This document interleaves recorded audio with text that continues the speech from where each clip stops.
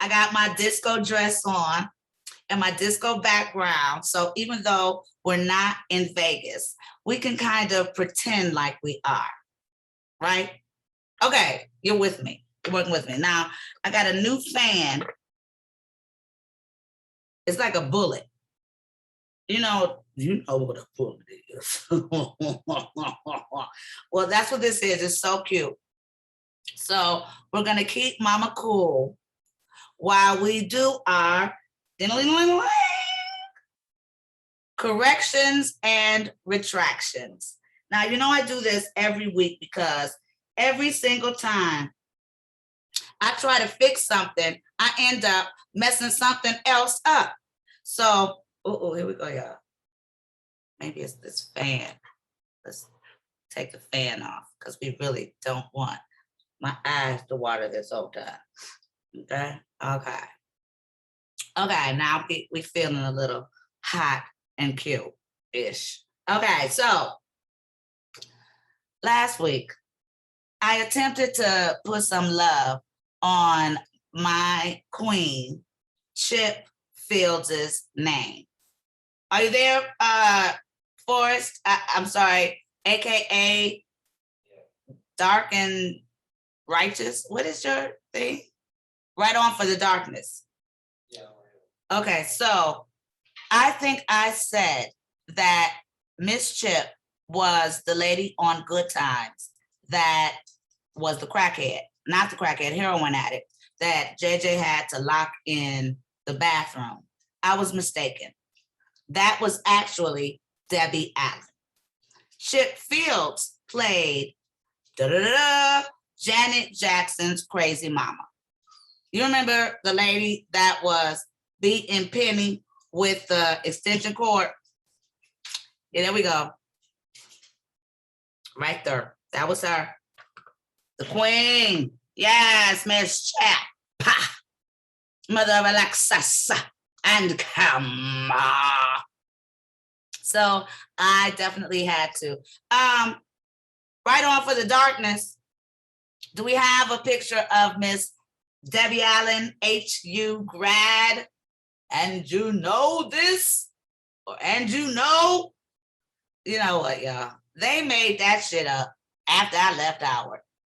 My baby, one of my little babies from Howard said, Miss PJ, we got something new. You got to say it. When we say HU, you got to say, and you know this. I was like, okay, whatever. And you know this, and you know, HU, and you know, Miss Debbie Allen, yes. All praises due to God and, of course, the talented Miss Debbie Allen, who is clearly a representation of the divine. Okay, we're having a little technical difficulties, but yes, she was the heroin addict that JJ locked in the bathroom. Put a picture of my eyeballs. Okay, moving on. What else did I fuck up? Oh, yes. Oh, we're trying, this show is for you. So I speak what I speak. I'm not going to just get up here and try to pretend like, the actuality of the functionality of the pickles, whatever. No, I'm going to keep it real. So I have been told, y'all know I got a new manager. So, we fixing things over here. And told, chill with the curse words. Your boy Kurupt Ben told me that. But you know what? This is my journey. Anybody gonna rain on my journey? Michael Che asked, I forgot why I couldn't stand him. He fucked up Gumby. Y'all saw him fuck up Gumby. Don't act like y'all didn't see Eddie up there struggling, trying to find the truth in a lie. Poor Gumby was like, not funny anymore. Fuck you, Michael Che. I'm just saying. I had forgotten to say that on the Michael Che episode. We did have a Michael Che episode a few weeks ago. Shout out to Michael Che. If I didn't say shit about you, nigga, it would mean I don't fuck with ya. I fucks with ya. I just want you to kind of fucks with us. Okay, what else did I say? Oh, I was trying to tell you guys the blessing that Meds received due to Josh actually finally making it to Vegas. Now, no one is here to defend that issue. I'm sure people are on their way.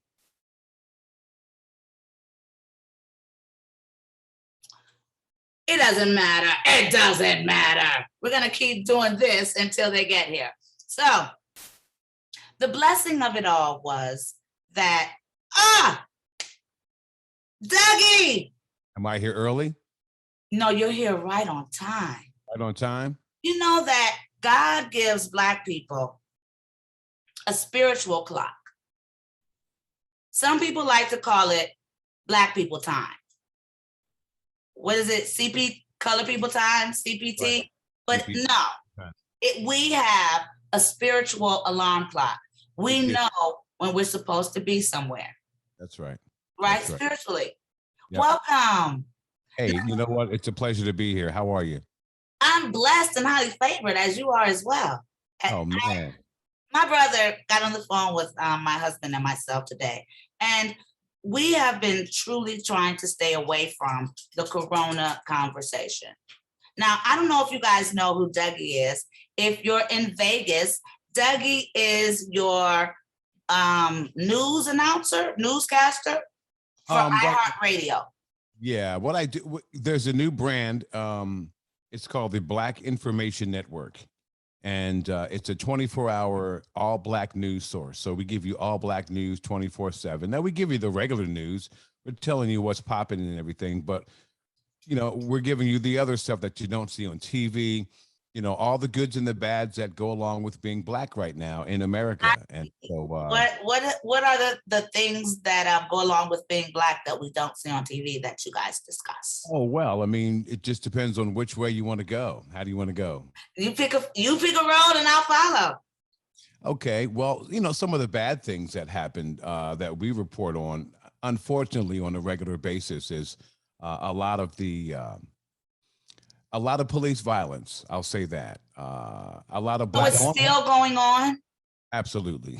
Absolutely. A lot of Black on Black violence, right? A lot of Black violence.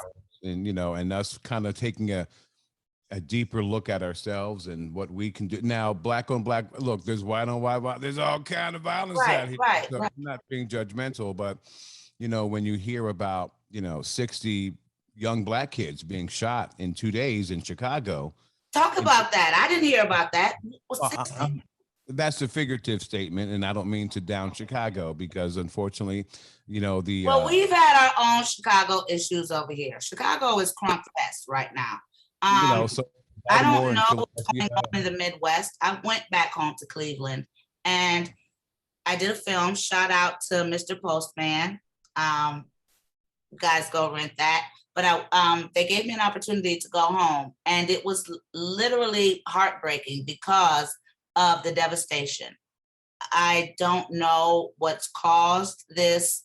My hometown looks like a war zone, and I'm wondering what's really going on. Can you speak on any of that? You mentioned that, what's happening in our urban cities. It's happening all over the country. Chicago being in the forefront, but what's happening there. So when you say Chicago's in the forefront, I'm sorry, Dougie, because we've definitely have had some Chicago issues over here. Now, Chicago, I love you, Illinois. You guys are literally the most watched city in the country on our show. I'm just saying.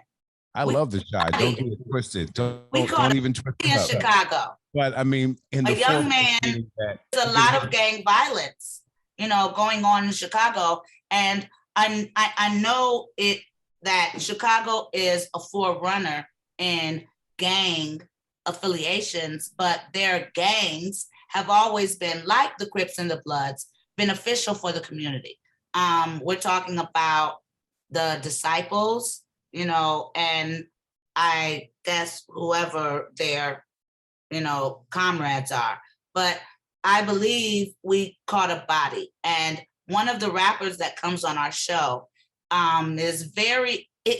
his car got shot up in Chicago. So what's going on in Chicago? Why are we talking about Chicago and the devastation that's caused by Black on Black crime?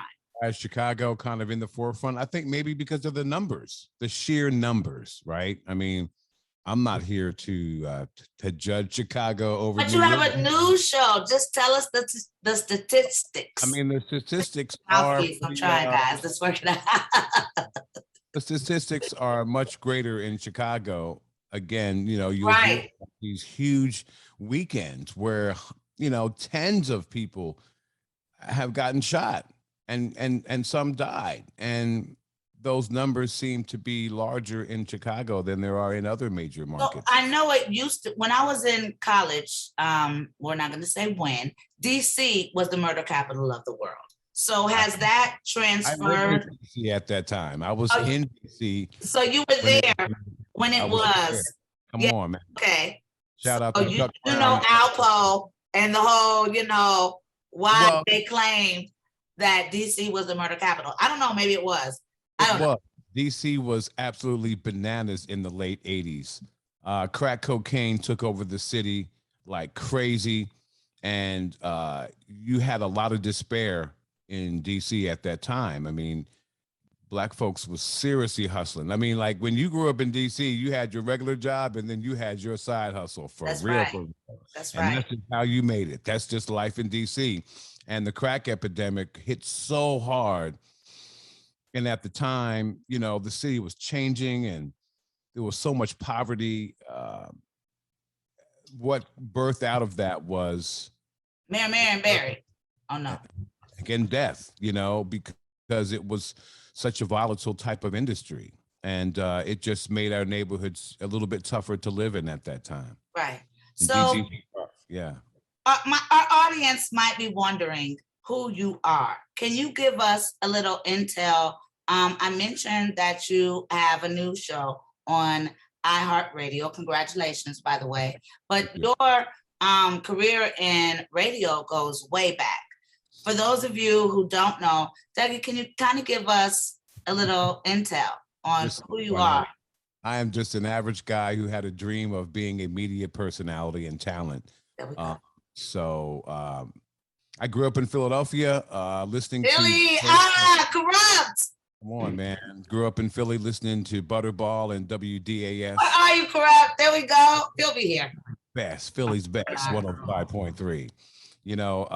All those greats from that station, man, I had a chance to intern with in college. I ended up graduating from high school, screwing up my first year at University of Maryland, staying out 3 years, then going to my father's HBCU, Central State University, Marauders, Central State. Cleveland, Ohio in the house. Ohio, you know what it is. The funk is real. So, I mean, and that's where I really jumped into my radio, TV career, per se, doing parties on campus. Kedar Massingberg, shout out to him. Kedar. I know Kedar. Might not be the same Kedar. No, there's only one Kedar. But at the time, he was throwing parties on the yard, right? So he was our Diddy, right? At the state, like what Diddy was doing at Howard. Yes. Kedar was to you. Right. Exactly. So he was throwing parties. I was DJing, spinning on the radio, that kind of thing. Anyway, long story short, from there, that's what really birthed my career, radio, television. For all you college kids out there, HU radio is the bomb. So what my brother is basically saying is he began his radio career at his college radio. So if you have a dream, see, this show is called The Forum because we're doing it for them. And there are a lot of people out there that want to know how you did it. And iHeart Radio is just a stepping stone in the career that you have amassed in over 35 years. So from an HBCU radio program, where'd you go from there? I mean, from there, I started working in television after, I went to a college job fair, like three months out, senior year. right? And so, anything that had to do with radio, television, communications, I went for. And so I was Right. in front of the CBS television affiliate for a television reporter job. And so I went out for the reporter job. They were like, good, but we need help on the radio side. And so I got hired right out of, like, as soon as I graduated and stepped out of college, I went into my first. Okay, so Halt, tell me what it's like being behind the scenes. So were you ever on air as a news personality, or here's what ended up happening. what's that like? I've always dreamed of, hello, and here's I don't think they'd let this on NBC, but hello, and here's the news. Today, blah, blah, blah, killed, blah, blah, blah. How, there are a lot of people out there who want to get into that. As a news reporter for a television station, you're the guy that's out there. You're not the one sitting at the desk, but you're like the one out there that's in the field. Yeah, you're reporting the news. Now, I didn't get hired as a reporter. I got hired on the radio side to do news, but I also got hired on the TV side because it was all in one. Right, it's all one family. One family, and I was just learning how to write TV news while I was doing radio news. But so I left there, to be quite frank with you. They were grooming me to be a reporter. I ended up doing television later twice. I did it as a reporter again, and then I was a weatherman for quite some time, part-time weather guy. Okay, so did you go to college for meteorology or anything that would allow you to? I did not. I was part-time and I was taught very well. So anybody can just come in off the street. You don't have to be a meteorologist. You could just be some cute little blonde, and it's gonna rain tomorrow. You are so funny. Unfortunately, it does happen like that, but there has to be some skill involved. I mean, I was interviewed out of 30 people that day, and they hired me literally on the spot. But that's because you have the it factor. And you're an intelligent that's what man. they're looking for. So whether you're black, white, green, blonde, or whatever, they're still looking for that thing. Right. Now, I'm already a weather nerd anyway, so it just fits. Okay, so question. Anybody can be a weather person. You don't have to be a meteorologist, because the meteorologists send the report, and then producers create that into. Well, here's the thing. I was a part-time weather reporter anchor, right? Okay. Which means that. So you got on air. So I wasn't a meteorologist. Now, my boss was the meteorologist. But why didn't he go on air? Well, he did, but I was just part-time weekends. Okay. So I was the fill-in guy. So there was a couple. So did you ever get it wrong? Like it's going to rain and it doesn't? Of course you did. That's why it's called a forecast. Think about it. Break up the word. Right. Before. Meaning move it forward. And cast meaning an idea. Exactly. So you're really predicting the weather. You never can tell you what it's called. So it's called a forecast. Medicine. Right. You're forecasting. Because it's all about God at the end of the day. You can't really prove it, but you can forecast it. You can look. I mean, we've been looking at the clouds and predicting rain since the beginning of time. So is that what you guys do? Look at the clouds and then it's gonna rain. A little bit deeper than that. I know, I'm just teasing. And to be kind of funny with it, we would study about 4 hours before we did our weathercast. So it would be 4 hours every day of just researching before we would. So yes, you did get a crash course in meteorology. I did. Now, if I wanted to go full time with that, which they were kind of egging me to, but I was just like, I can't do that. Now, I'm a huge astrology buff. Did they tell you any of that? Is there any correlation? No, it's two separate studies of the stars, of the sky. Yes, totally. Okay, so they don't like throw in a little different, totally astrology. Different. No, okay. Yeah. So let's move on. Hilarious, man. I'm being honest. I really, when you study the stars, you study the stars. It is what it is. People poo-poo on astrology, but they don't understand that it's all about the movement of the planets, and the stars. So, and when you get into meteorology, you learn how powerful the sky is to what we experience every day. hello. Kind of amazing. It is so real. That is so real. As the planets shift into, the new planet, our atmosphere is changed a little. Our personality is kind of like how the moon, Do-do-do. Yeah. Okay. So we're not going to talk about aliens, which I'm sure your knowledge. Not a whole lot, but I have my opinion on it. Yeah, I'm not. Yeah, sorry. And what is your opinion since we went there? Aliens? Mm-hmm. You don't want to know my opinion. I do. I wouldn't have asked. You're like one of the most intelligent men I know. I don't think so. But you don't think you're one of the most intelligent men I know, or you don't think so? I'm just being very humble. I'm not that smart. I'm just an average guy who is an information junkie. I do believe there's more out there.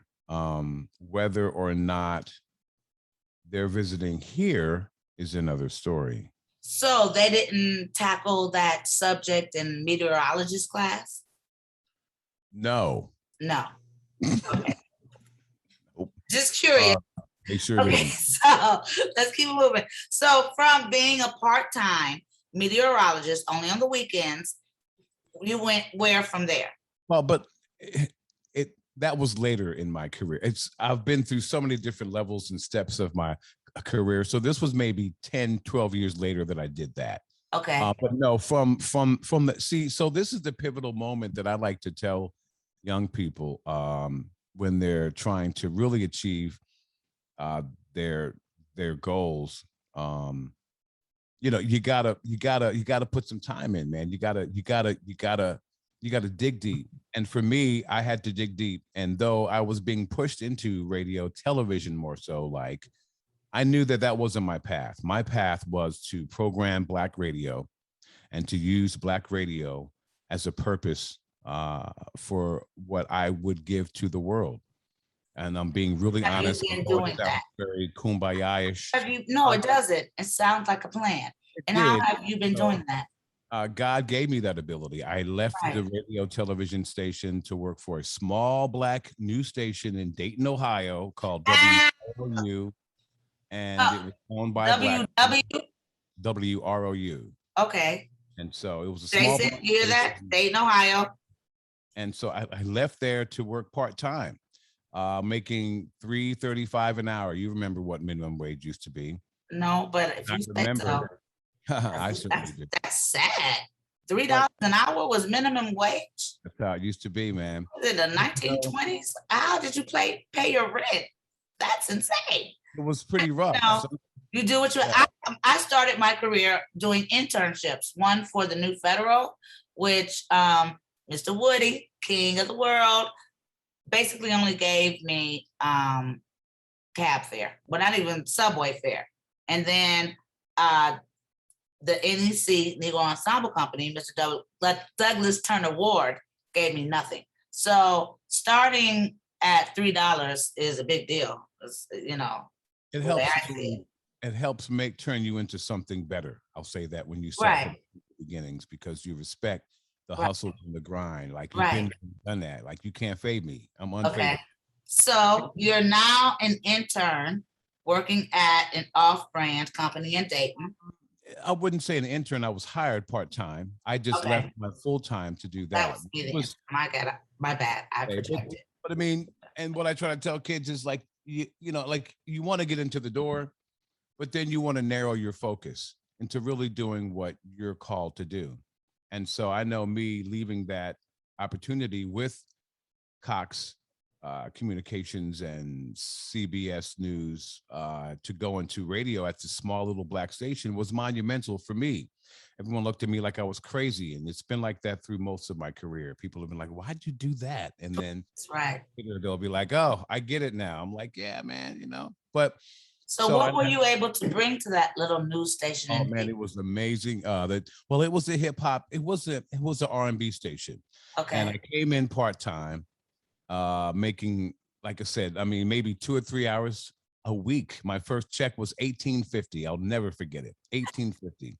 But when I left 2+ years later, I was working 75 hours a week, and I was pretty much doing my thing. I was getting my hustle on. I was, doing everything that God was preparing me to do next. I was putting on special events. I was already serving my purpose. So as a part of being a radio personality, organizing citywide events, getting together different, I guess, charity, people who want to give, and then the charity that needs to receive, putting those people together, radio, concerts. What is entailed in your job? What do you do exactly? Now, mind you, I was doing that, but I was also a mix show DJ on the weekends. So I had my little mix show radio show. You know how it happens on Friday night, 10 o'clock, how it used to be. Is that playing from a list, or are you actually given the ability to, kind of do your own thing during a No, mix? at that time, this is professional radio. And Who was that guy down there from Philly? And I'm talking to somebody from Philly. That's the home skillet right there. He's gonna put his Yeah, there you go. Now, how do you do this shit? Are you aware? Doug. You guys know each other already? Oh, never met him, but don't Never matter at all. Do But you I know know about this Doug. brother is from Philly? You know, Paula, when you tell me who's gonna be on here, I'm so happy about it. You know I gotta study, okay? Because I can't be an idiot. So I look him up and I'm like, damn, Doug, Dig Doug. You're so funny, man. Man, God bless I you, love bro. it. No, it's a an pleasure to honor be and in a your pleasure. presence, man. Did you No, hear it's that a pleasure he for me. got a street in Philly? Are you familiar where of the neighborhood that Kurupt is from? Did you know he was honored? No, man, tell me about that, man. Share that. So yeah, you definitely got to go check that out. That was a blessing. I'm a boy. Yeah, that was a blessing. That was a blessing. Share that with me, brother. Where you from and all that, man. Help me out. Well, Darby Township, Sharon Hill, right by the airport. Okay. Philadelphia Airport. I'm with you. 25. They the Right. ones that honored me. I grew up there and in Germantown. Right, Germantown. I know what's up. So yeah, so Philly came out to the suburbs. Right. You know what I'm saying? All my family from North Philly, Germantown. My family Hey, from man, that's where we Connecticut. from. North Philly, man. What block, man? Where y'all at? Oh, I grew up in North. I was born in North Philly before my father moved my mama, because he moved my mama there when I was about a couple months old to Gotcha. Sharon Hill to get out of Philly. Because Gotcha. they both from North Philly. Right, that's where we from, man. Off of York. 19th and Cumberland. Oh wow, you up to that's North Philly? Yeah. Exactly. Where we were was York Street. Okay. Yeah, like I'm familiar. Right. And Cumberland, I went to Cathedral of Faith. Okay. Baptist Church. Yeah. Right. Reverend Conley. Okay. Right. We started off at Cornerstone. Okay. Baptist Church. Yep. Familiar. Right. That's where we was at first. And then Reverend Conley opened up his own of Cambridge, if I'm not mistaken, called Cathedral of Faith. And we went with him from Cornerstone. Wow. Right. And I was off of Pulaski and Manheim. Okay. I went to Pick. Oh, my bad. Yeah, I went to Pick. You guys are both in Vegas now, right? We moved out of Philly, though, when I was about 8. And so even though I wasn't raised there past that. Neither was Kurupt. Kurupt, when did you end up leaving Philly? I left Philly at 16. Right. 16, I moved to Los Angeles, Hawthorne. Then I went to the neighborhood. And changed your life. Yeah. Moving to Los Angeles, rap saved my life.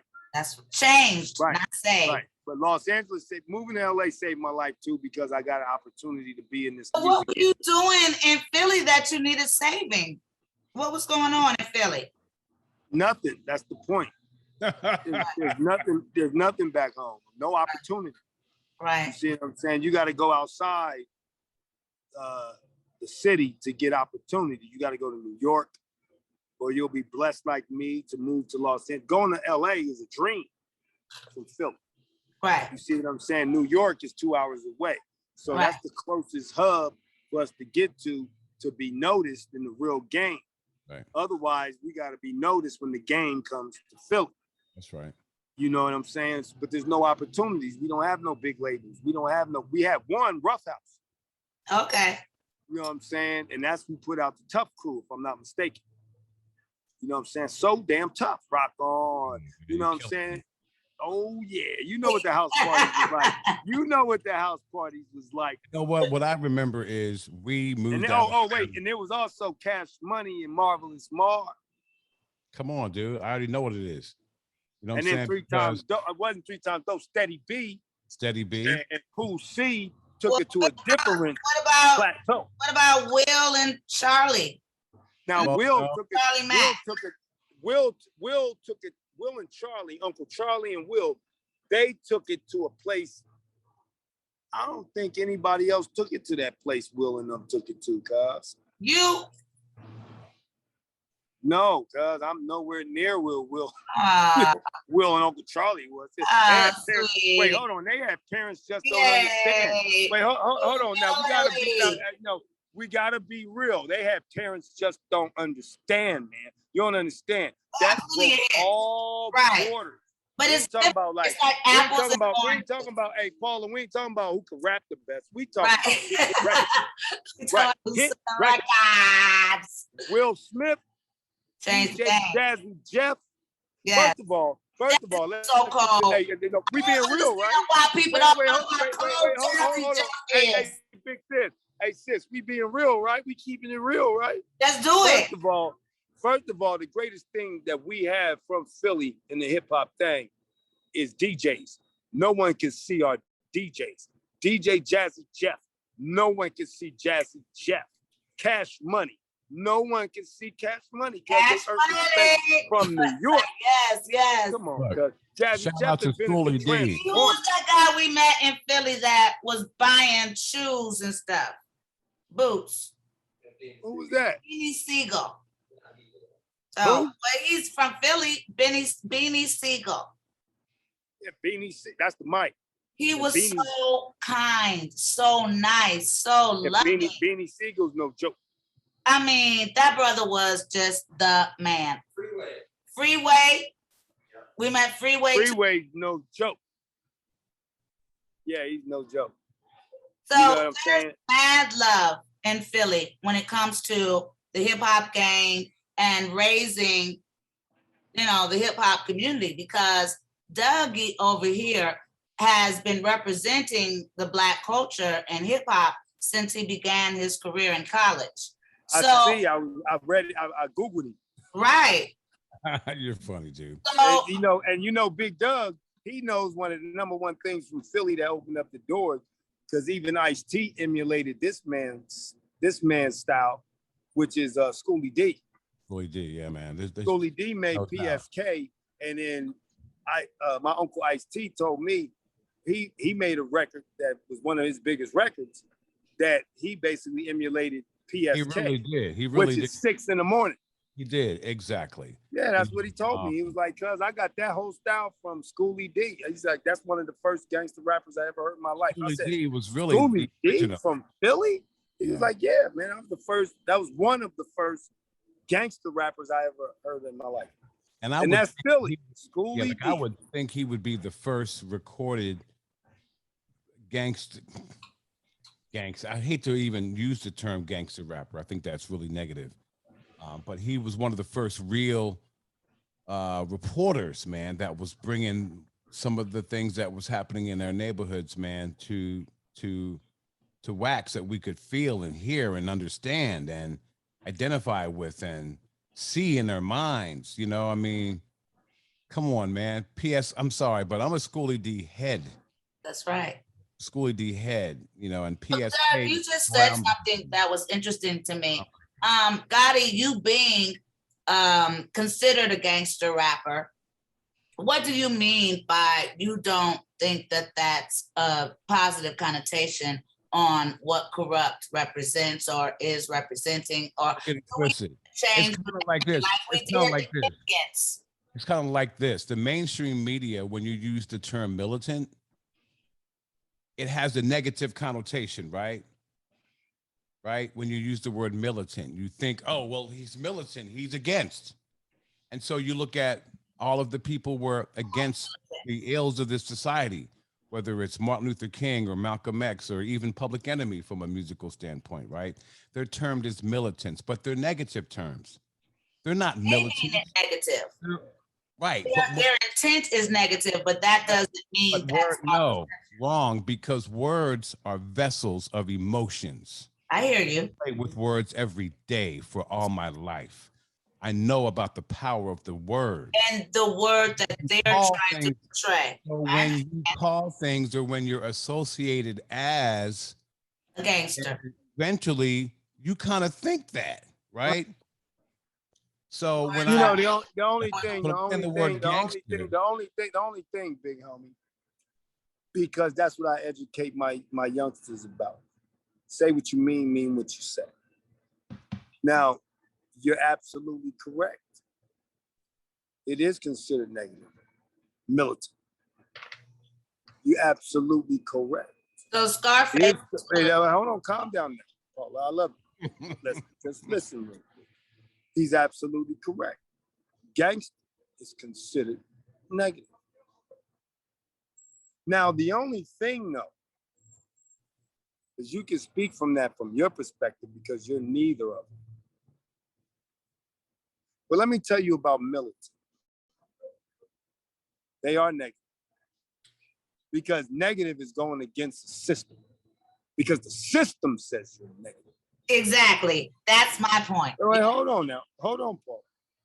See, when you live and say what you mean and mean what you say, yes, I can understand your standpoint because you speak from the system. You also speak from your system. Your system is a positive system. You're not militant. You're not gangster. You don't even know what that is. I'm pretty sure you. Wait, hold on, Paula. Let us speak this. I'm pretty sure you experienced a choice to be that and chose not to. But see, I'm not even a gangster. I'm a neighborhood crip. But what gangster represents, I'm about. Blue on. Because gangster represents rebellion against the mass. Right. Majority is the mass. Minority is gangster. Because we are the minority. We are not going for the bullshit. We're not going for the yeses. We're not going for things that we don't agree upon. And if that makes us gangster, you motherfucking right, we gangster. But see, that was when I was young, though. You know, I'm older now. Now, I'm saying? I got kids, I got children. Change the game. But the thing about it is, though, cuz it's about how people live, man. You know what I'm saying? Because gangster is also positive. It's a mentality. Right. It's not what y'all see, and also, you know, it's publicized that gangster is negative for what they describe as a gangster. Martin Luther King was a gangster. Martin Luther King was militant. But they won't put him in that category because it doesn't fit the description of what is. What Jesus is supposed to be. Right. And, you know, it's like, you know, to me, Jesus was gangster. To you, yes. Because he stood in his own thing. He did just real quick, Kurupt. Gangster and militant has one simple definition to me. You say what you mean and you mean what you say. If you're going to say that this is what it is, you're going to stand up for it. That's gangster. That's right. Yeah. So I just quickly want to say, you're aware. So I'm just saying, though, you're right. You're absolutely correct. But you have to understand that, you know, everything is an opinion. Okay. Everything is an opinion. So therefore, the only thing that's 100% is God. That's what makes us human. Right. And not God. Because there's only one God. Now that's a good. He's the only thing that's 100% because humans have flaws. So therefore, we all have opinions, and we're going off the history of things that was really taught to us through the white man, because they invented English and it came from England. So therefore, even saying the word militant is English. So therefore, it ain't even your natural language. Okay. Like I bet you. Okay, now can I talk about Jesus? He had a gang called the Disciples, and he killed somebody for stepping on his sandal, his brand new shoe. That's all I wanted to say. I'm not going to comment on that one. I'm going to leave that one alone. I don't know that story. You didn't read the lost chapters of the Bible. Jesus killed somebody for stepping on his brand new shoe. That's gangsta. That's all I want to say. Okay, Dougie. Yes, man. Daddy has let you know his perspective on the semantics of the word. Do you understand where the young brothers are coming from when it comes to? Of course. Yeah, you've never had that doubt. You're just talking about the semantics, talking about the stereotypes that are attached. Like, I'm just saying that because look, Schoolie D, Ice-T, NWA, they didn't say, "Oh, let's make gangster music." Someone gave them that title. You understand? Right. That's my point. Right. Someone gave them that title. Right. They didn't say, "Oh, let's make gangster. Oh, let's call it gangster music, shall we?" Right. No, it was someone else. Right. That didn't even look like us that. being niggas. We didn't call ourselves niggas. Somebody said you a nigga, and then we're niggas. So my point is, and that person who labeled gangster, I don't know who that is. I seriously doubt they were black. I'll just say that. That's just my opinion. Rapper. Right. I seriously doubt that. So the term gangster was brought about from in my opinion, a marketing concept. How can we market this music to make money? Gotti, who told you were a gangster rapper?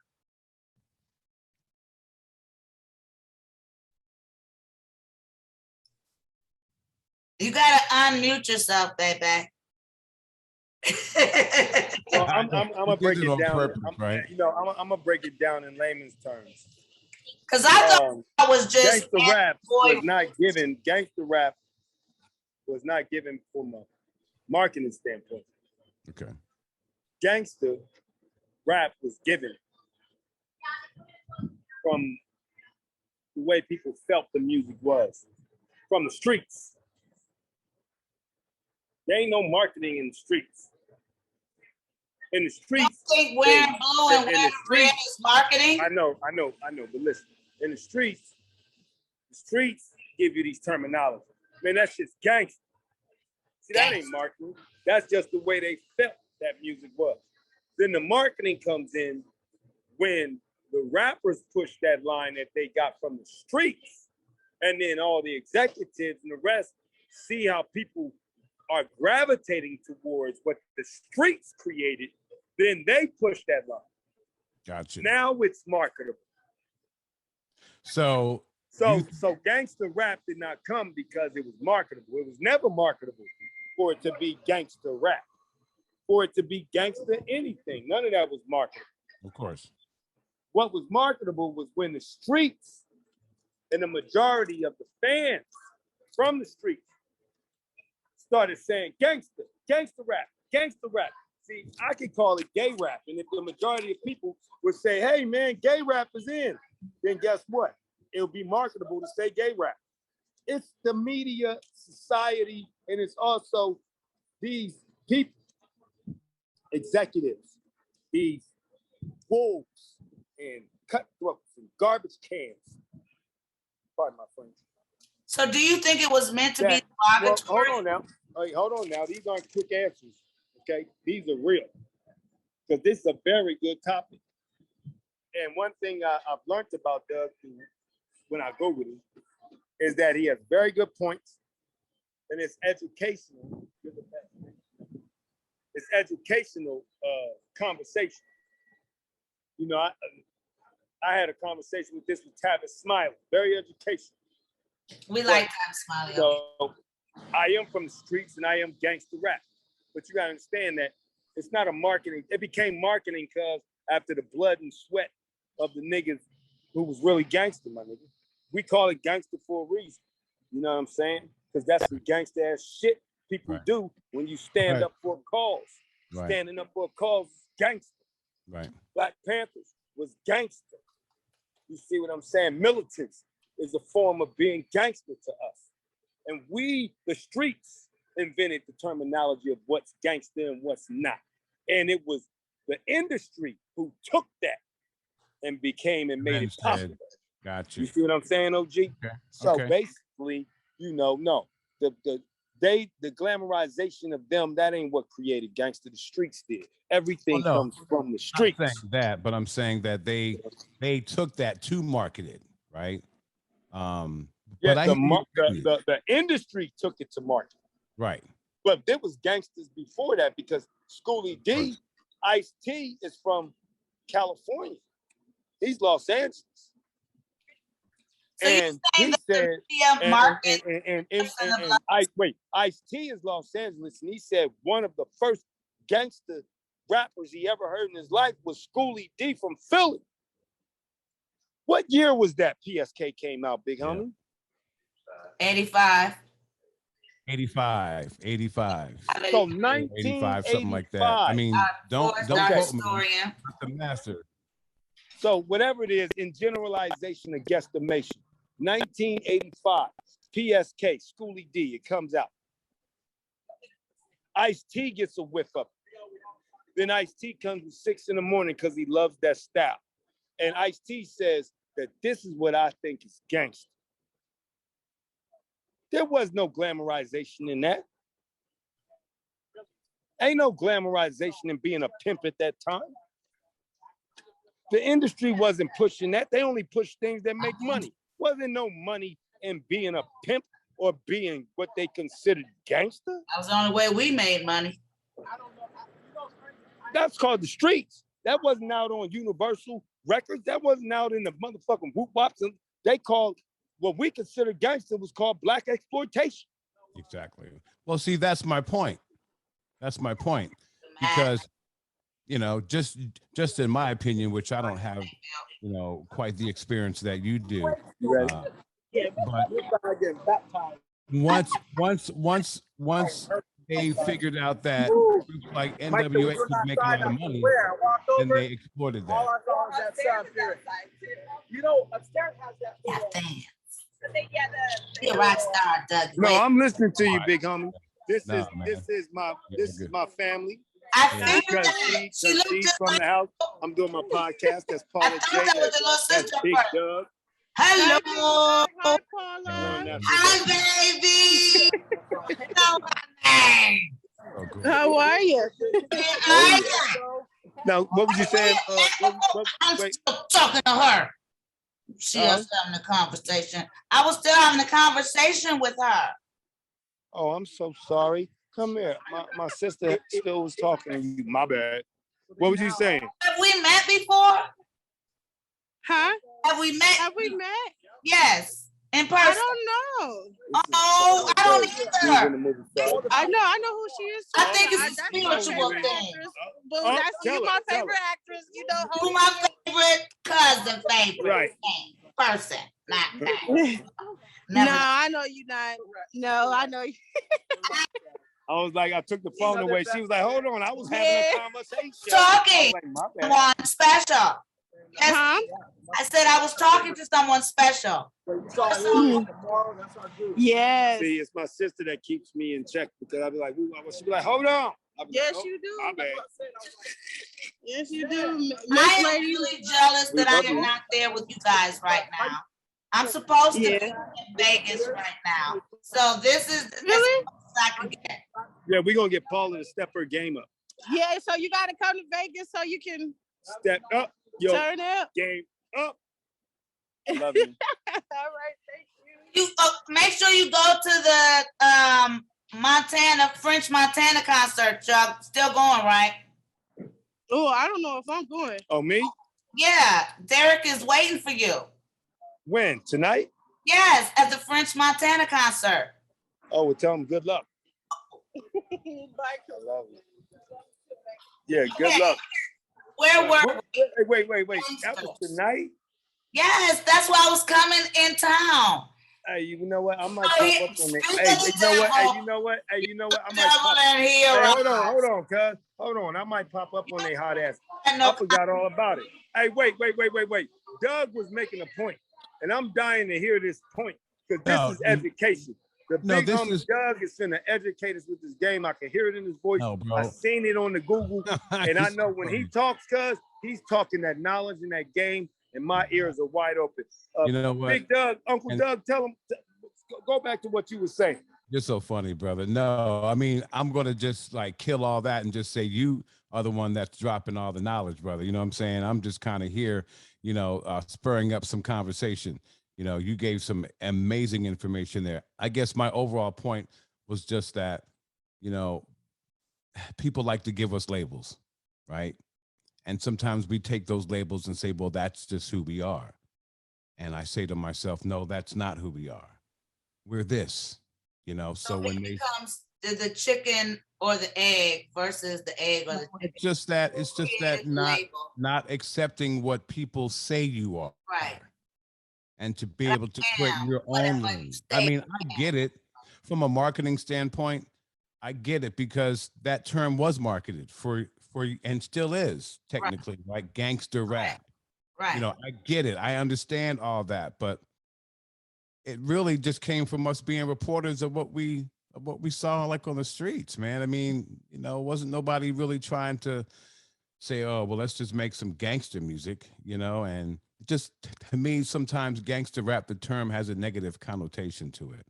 And I like to see us in more positive lights than just being. Well, I'll be honest with you, Uncle Doug. That's something that's all I was saying. I'm with you because that's something great to teach the youth. But unfortunately, you speaking to an original. Yeah. Because see we didn't make gangster rap. First of all, I'm an MC. I'm from Philly, Darby Township, Sharon Hill 25 in Germantown. So when I came to LA, cause I was about slaughtering MCs, I was a straight MC. See, Snoopy put the gangster in me. Cause even on Death Row, when I first got signed to Death Row, they would put on Ain't No Fun. And when that beat first came on, I was cutting people's heads off. Yeah, lyrical abilities to murder and destroy MCs. This is what, and Snoop said, no. You can't rap about murdering MCs. Rap about what people could relate to. Like talk about, what do they do in your neighborhood? Rap about fun things like that, picnics and talk about these bitches and these dusty ass hoes. Talk about something though that people can relate to, Kurupt. Everybody knows a dusty hoe or two. Right. So rap about something like that. See, I got all that from the West Coast. But see, Melly Melanin was rapping about the streets. You could go to any street nigga and they'll say the message is gangster. Yep. So, the thing ain't, see, nowadays they'll say, go in and make something gangster. We did that. We made people say that this is gangster. So is gangster a vibe? See what I'm saying? So basically, this is what it is. You don't want them to emulate us. But that's what they do. So you basically are saying the same things that before my generation, the generation was saying to us, and before their generation, the generation was saying, man, cuz this is recycled. Remind yourself of the reality of life of the Black community. Niggas in the streets, not even the Black community. Let's get the races out. Because the mafia people, the white people, that's what I'm Italian, saying. Everybody does the same thing. They older, they into this gangsta ass life, cuz. And what's the first thing they tell the youngsters? I want you to be better than me. I don't want you to be like me. So I want you to be better. Hold on, Paula. Now you gotta let the game expand first before you respond. Now listen to me, big sis. What do gangster people tell the youth? I don't want you to be like me. I want you to be better than me. Backing on what you said. Right? That's a great point. Was Frank Sinatra considered gangster music? Frank Sinatra lived gangster music. His songs was love songs, and those songs are still considered gangster. Gangsta ain't kill a nigga, bust a nigga, fuck a nigga, this is that. Gangsta is a mentality and a feeling. Gangsta is your life. So that's what I understand Doug is saying, because it's people that they saying make something gangster that don't live a gangster life. You can't spill gangster rap, cuz if you don't live a gangster life. But they do. No. That's not gangster. The way they living, cuz, shooting people for no reasons. Man, let me show you what's gangster, cuz. When Crippin' was cracking, cuz, when Crippin', not when it was cracking, because it's always cracking, but Crippin' in the 80s and certain shit, man, motherfucker will run up on you, your enemy, cuz, and see you with your kids and your family. And they ready to dump you out, cuz a nigga come up to you and just be like, hey, what's up, homie? Hey, I see you with your family and shit. I'm from such and such and such and such, but I'm gonna let you slide right now. And they will give you that pass. That's gangster. Because I ain't gonna dump you out with your kids and your family around you. I'm gonna catch you when it's that time, when you ain't got that around you. The cops won't do that. Now that's gangster. Nowadays, get you when it gets you. They'll shoot everything around. And one thing we know in the real world, one thing we know in the real world, y'all call gangster, cuz, that's our world, cuz. And one thing we know, scary motherfuckers, cuz, start dumping everybody off, cuz, and don't even hit the target. And everybody else around who ain't got nothing to do with it, one of them will die. They didn't even practice shooting cans. So, cuz, what you doing is you preaching to the youngsters, which is real, cuz it's like, cuz, that's not gangster. And it gives niggas that really live this lifestyle a bad name. Because there are us that's really gangster, cuz, and gangster ain't negative. Gangster ain't and I'm from neighborhood, cuz. I'm from neighborhood, cuz. We really, in streets, I'm neighborhood, cuz. My neighborhood don't get along with anybody that's a gangster crip. See, I'm a neighborhood crip, right? But gangster is beyond, to me, it's beyond cripping or the streets like that. So you can gangster is a versus a neighborhood crip. Those are two different crips. Right, because there's the gangster crips and there's the neighborhood crips. Those are the ones that's in the neighborhood helping everybody. Them the ones that's enemies. The gangster crips and the neighborhood crips. So neighborhood, they're like the generals. In the neighborhood, they're like the emperors. No, cuz don't make Hollywood a part of it, cuz I said gangster crip, neighborhood crip. That's it. There's the hood and there's the gangsters. That's it. There is no generals and none of that. Just gangsters and hoods. We don't even put crip on it. Gangsters and hoods, they don't get along. Gangsters they don't get along. And hoods do not get along. Even though they're both crips? Exactly. So now that we got that out the way, let's concentrate on the word gangster though. See, when we say gangster, cuz we ain't speaking from the crip side of things. We speaking in general from like the mafia and from like, you know what I'm saying, the BMFs. And the motherfucking Junior Black Mafia. I know you know about those. I know you know about Junior Black Mafia. Uncle Doug. That group? Yeah. Oh. Yeah, I know you know about the Junior Black Mafia. That's Puffy people? That's something different. Never mind. No, that's Philly. Junior Black of Mafia. Them, but I don't know them, but I know of them. Yeah. Oh, wait, hold on. You're from Philly. So you heard of the Junior Black Mafia.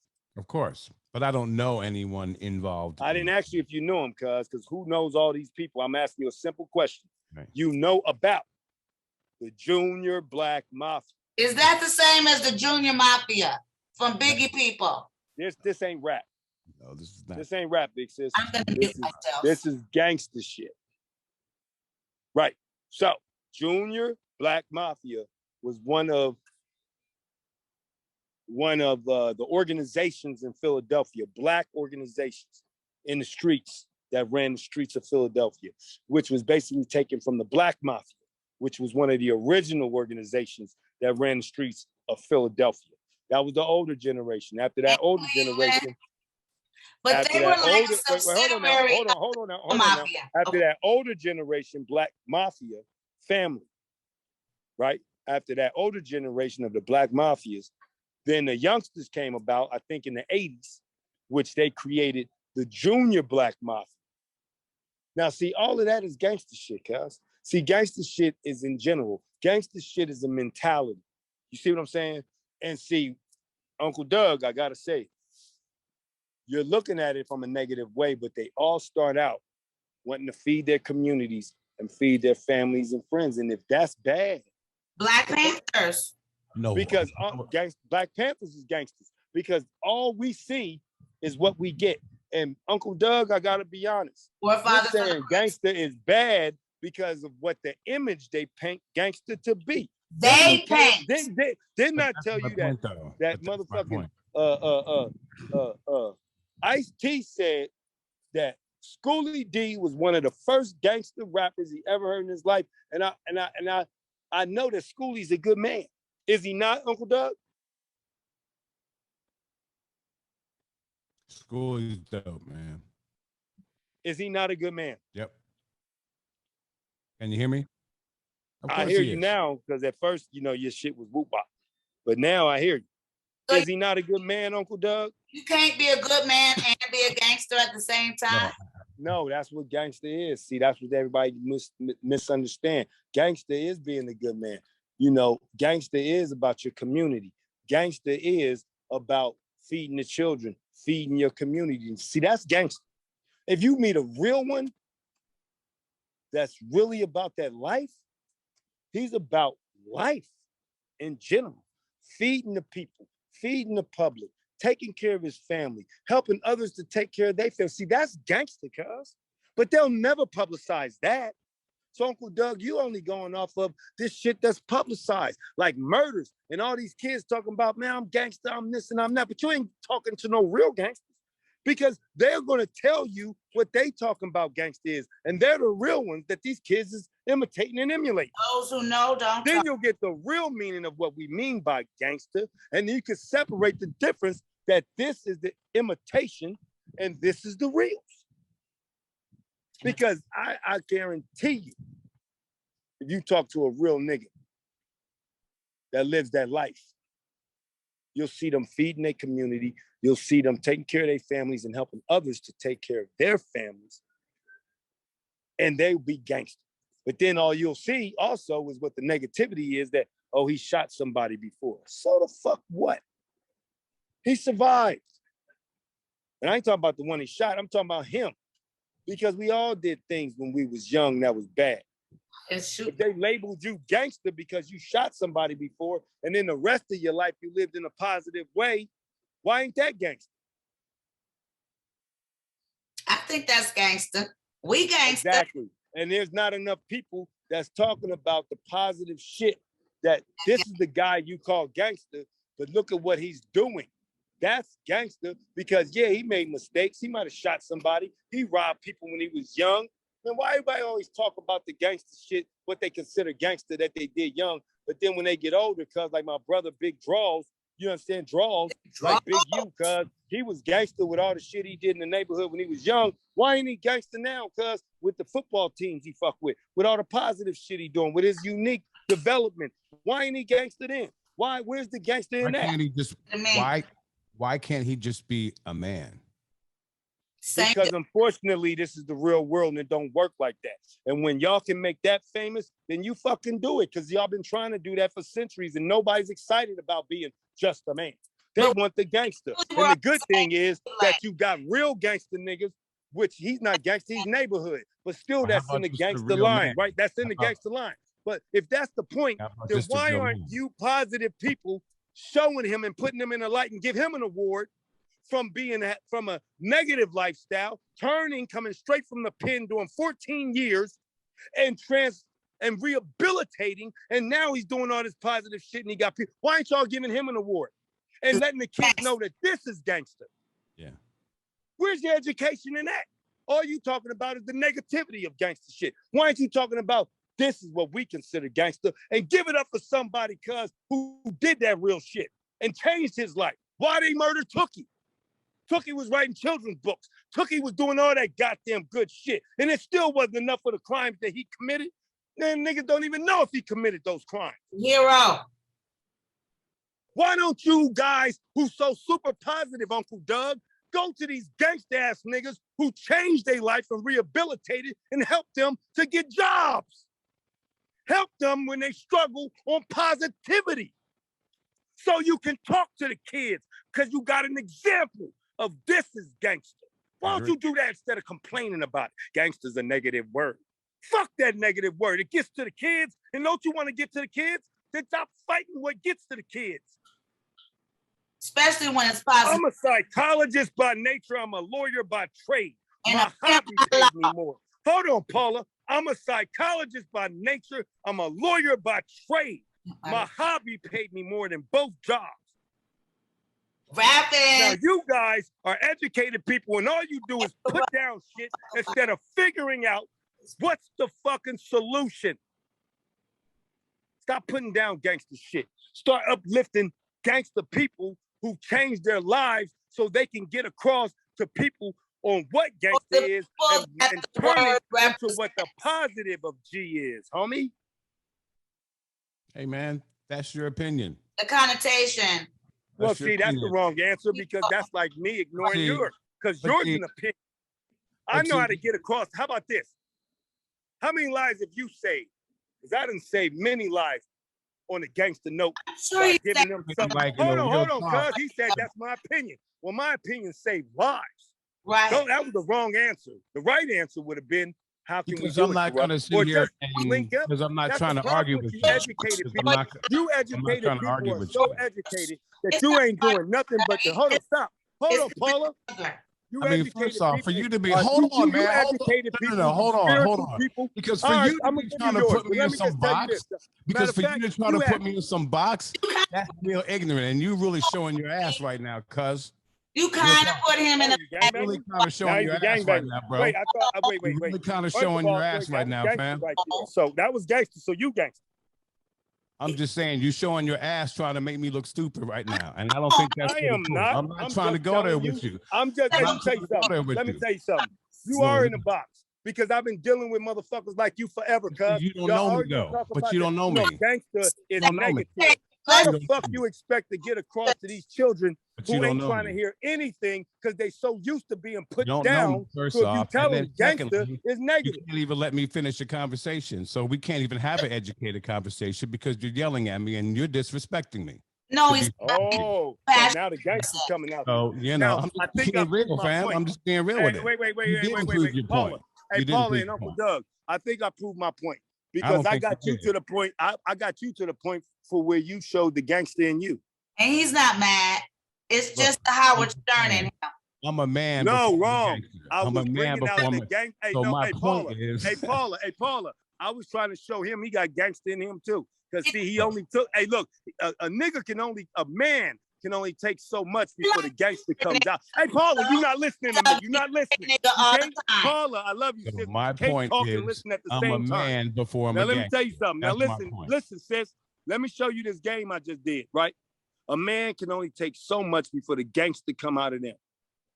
That's true. Now, I done gave this nigga all this shit. I done hit him across the head with all kinds of shit. I just wanted to see one thing. I just wanted to see when the gangster was going to come out of him. The gangster came out of him, and he was like, listen, man, okay, cuz, nigga, you a gangster too, motherfucker. I don't want to hear shit. You just proved my motherfucking point. Look, even the most mellow and greatest person got gangster in him. Because you was just about to let me have it. Matter of fact, he's still about to let hey, Paula, hey, sis, he's still about to let me have it.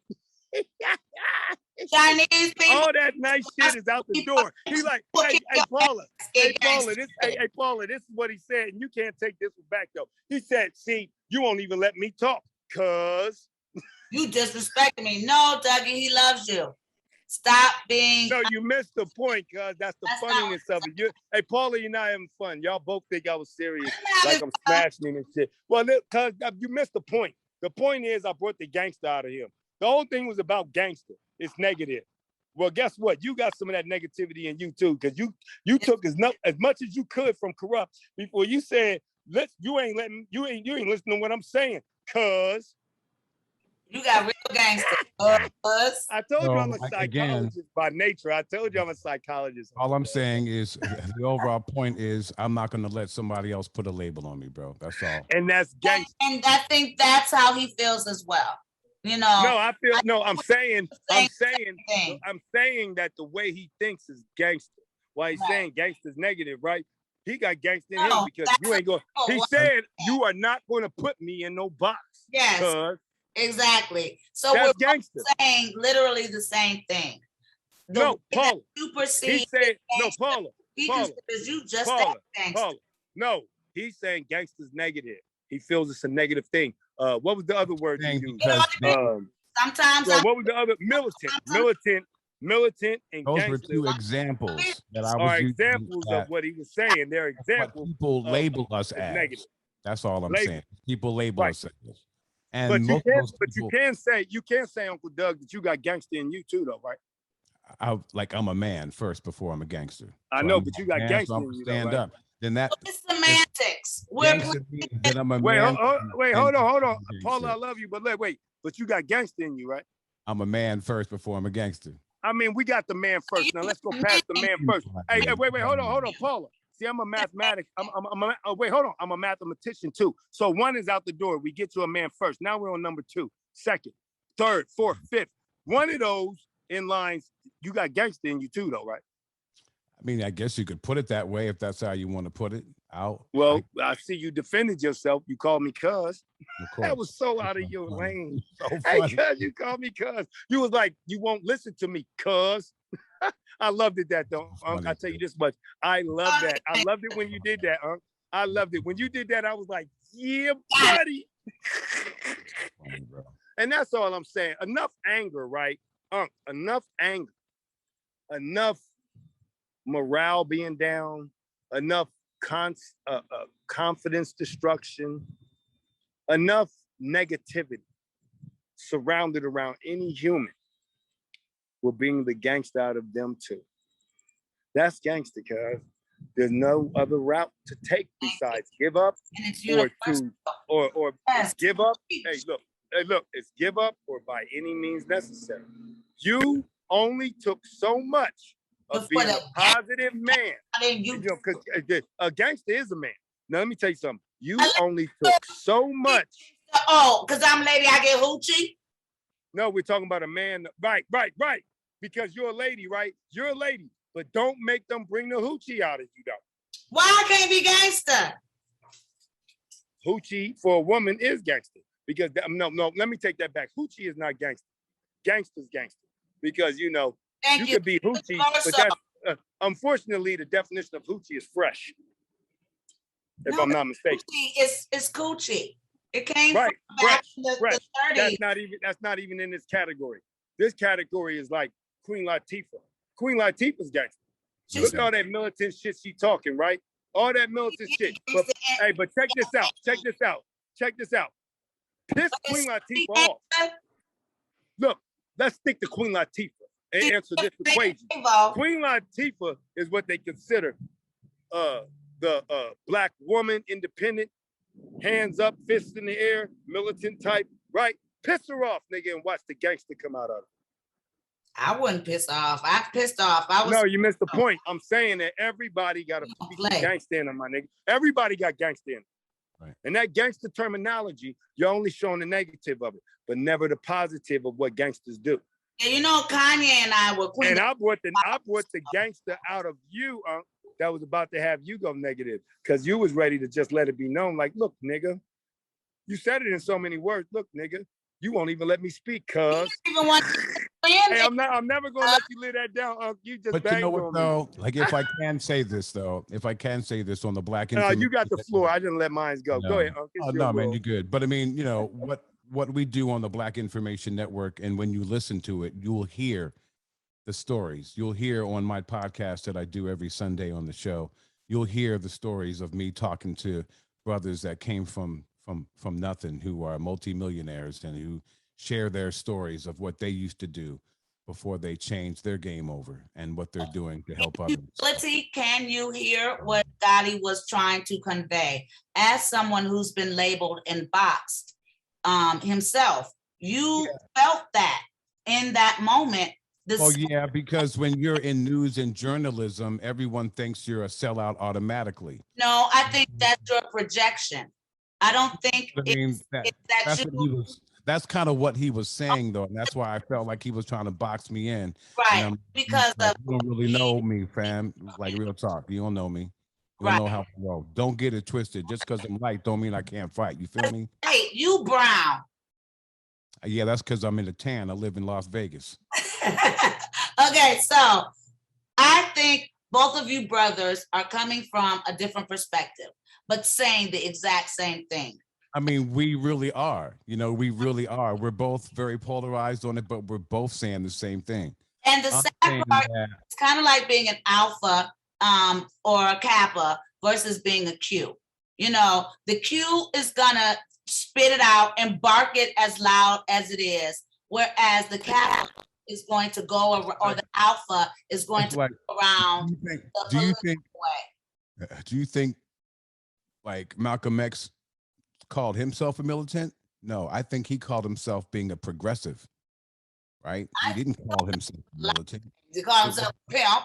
It was the media that, well, I'm saying afterwards. He called himself a Muslim. Then he called himself a pimp again because he decided he didn't want to be a Muslim no more. So I don't think there's a right or wrong for what anyone calls themselves. Because, you know, even when it comes to our Lord and Savior, or let's not even go there. Let's talk about the Martin Luther King Jr. You know, he wasn't perfect. Kennedy wasn't perfect. We can ask Marilyn Monroe if he was perfect. I bet you she'll say.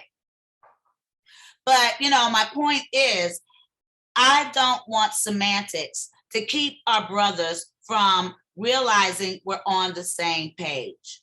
Everything that you are saying is what Kurupt is saying in a different way. And I believe the stereotypes that you believe were put upon us, kind of like nigga, we have learned to embrace and turn around to my point. To show the truth, to convey the truth of what we are experiencing on an emotional level. Exactly. And if that means gangsta, you know, why is it gangsta when we're doing it and not when Frank Sinatra is doing it? When his albums are funded by the gangsters we work for. Yeah. Black Mafia works for Al Capone. You know, they're the bumpies that, you know, were able to get into the whole mafia Italian, you know, mentality due to being brought in and made from the original mafia families. So it's all a circle, a never-ending circle of us eating our own tails, saying the same thing over and over again and not understanding that we're all saying the same thing as a people, as a community, as you, as a man. You want to do the same things for our people as Kurupt does, you know. And exactly. You know, I do the same thing that he does. It may be in a different way, you feel me? But I've dedicated my whole career into a purpose-driven life for our people. Right. And I use radio for that. And isn't that the point? Who knows me? Anyone who knows me. So now that you've heard, they know how I get down. They know how I get down. I know who you are. I know you can tell. Trust me. This shit to me while you're calling me a nigga. So that lets me know you do got one gator in the street and one house shoe in the house. Exactly. So, you know, you have learned how to communicate in a world that appreciates a certain type of communication. And I believe you believe that something has been put upon us that we totally embrace. And I'm hoping that you come away from this understanding that that's the end. Yeah, I mean, and hopefully vice versa. And the people that are listening could understand my perspective as well as his perspective, right? Right. You know, and then you bringing it all together. Right. That we're all saying the same thing. We all want the same thing, which is unity. You don't want to be labeled and you don't want our brothers labeled, but our brothers are saying it's a label they embrace because it's who we are emotionally as a people. We have suffered. And if you want to call that gangster, we've taken that gangster and turned it into something that, you know, white people began and now they want to emulate. The beauty of it is the people that are watching this right now have formulated their own opinion about Yes. everything that we've said, whether they like what I said or they like what Kurupt said. They have seen the sides, They right? understand that you're saying the same thing. And So that's hopefully they'll be able that to be we want unified. across. It doesn't matter if the brown skinned nigga or the chocolate nigga is saying it. When you're saying the same thing, we're coming together as a people. And we don't want those stereotypes. I know I'm light skinned, but I still get in your ass. No, baby, quit making light skinned niggas be the wimpy wimps. Light skinned niggas ain't no less wimpy than dark skinned niggas. We all niggas. Niggas is niggas. That's another separation that is being created by the same stereotypes and mentalities that you're saying you don't believe in by not owning the gangster thing. There's stereotypes that we put upon ourselves by assuming that we take you for punk because you're light-skinned it. Nah, nigga. I mean, just even we love you. We just Kurupt. it. Look, I'm not saying anything bad about anyone that's gangster. I'm trying to flip it on the positive tip. Right. And say You're that we're defend. And they're saying, we don't want to be saved. They don't want to be saved. It's the same as nigga. They're taking it and owning it for what it means to the culture. And the culture is split because your brand doesn't get that we're all the same and one paycheck away from being each other. It's all one. And it's all a never-ending cycle. You know, you don't want us to be called gangster. He's saying there's no way we can't be called gangster because our existence is what you say it is. It's rooted in that. And it's what we've created to be what it is. Because, and I think that's the perfect example, is I continue to say Frank Sinatra because he is the epitome of what it truly means to be gangster. And he wasn't given those same, you know, he wasn't not. I'm gonna be honest with y'all. I was just having fun. Inauguration. You know, one thing, it's like when I did my interview with Tavis Smiley. I do things because everything was saying like we was uneducated rappers. I mean, that rappers was uneducated in general. So he was saying that rappers was basically because, you know, basically what they call it, ebonics. Rappers do a lot of ebonics. Pardon my French. Let me get out of this party environment because I'm broadcasting live. But ebonics is a part of our man. You know how much money ebonics is worth? I know, but everything ain't money. See, the bottom line is, first of all, everything is brought from a majority. Ebonics is created from a majority. English is created from a majority. French, German, every language is from a majority. Because if the majority can understand it, which is the majority means the masses. And then there's the minority, which is the littles. So if the majority says that this is what it is, that's what it is. That's what politics is about. The politics from the government is equivalent to the politics in the mob, which is equivalent to the politics on the streets, which is equivalent to the politics of the Black Panthers, the Muslims. Everything has their own politics. And it all is about, if you can win over the masses, then you are in control. Am I correct? Correct. So everything is of the masses. So therefore, language, ebonics, the only way that got instated into the game and respected is because the majority said that this is our language. First of all, ebonics, English, none of that, if we're Black people, none of that is our language. We don't even know our fucking language. Okay? That's number one. See, I'll break it down to the left. See, I'm all about bottom lines.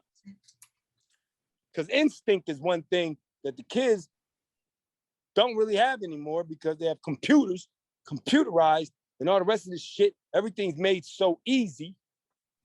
You ain't got to work for shit. Intuition, disappear. You ain't got no knowledge of shit. You go to Google. You don't have to really study it. You don't have to really find it. Or go to Google and give it to you simple and plain. I had it. We give our kids computers because we think, oh, it's the sign of the times. It's the time. So, you know, we give it to them. Now everybody move fast forward because people told us. to do that. If the majority was to say no to computers, there'd be none of that shit, and people would have to do it like we had to do it. Earn it. 12. See? And ain't nobody earning shit. Nope. Because what they doing is they get given to them, and that's why they don't respect it. That's right. Respect is earned.